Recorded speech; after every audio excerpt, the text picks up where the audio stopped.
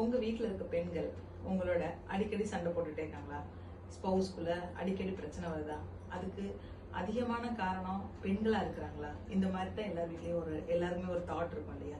அதுக்கு என்ன காரணம்னு பாத்தீங்கன்னா, அடிக்கடி சண்டை போடுற பெண்களா இருந்தாலும், அதிகமா கோவப்படுற பெண்களா இருந்தாலும், அவங்களுடைய பாஸ்ட கொஞ்சம் நீங்க அனலைஸ் பண்ணி பாத்தீங்கன்னா, எல்லா பெண்களுமே கல்யாணம் ஆகி வந்த புதுசுல என்ன என் கணவர் எப்படி நடத்தணும், என் கணவர் வீட்டுல உள்ளவங்க எப்படி நடத்தணும்னு அவங்க நினைக்கிறாங்களோ அந்த அன்பையும் பாசத்தையும் கொடுத்து அதே மாதிரி அவங்களும் நடத்துவாங்க. கணவர் நடத்துவாங்க அல்லது மனைவியை நடத்துவாங்க.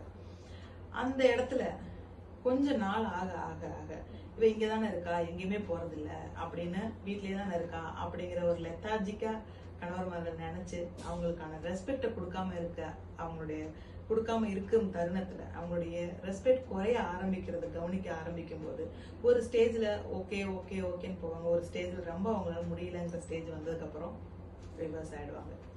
10 வருஷமோ 15 வருஷமோ இது வரைக்கும் எப்படி அவங்க எல்லாம் நம்மள நடத்தினாங்களோ அந்த மாதிரி இவங்க கன்வெர்ட் ஆயிடுறாங்க.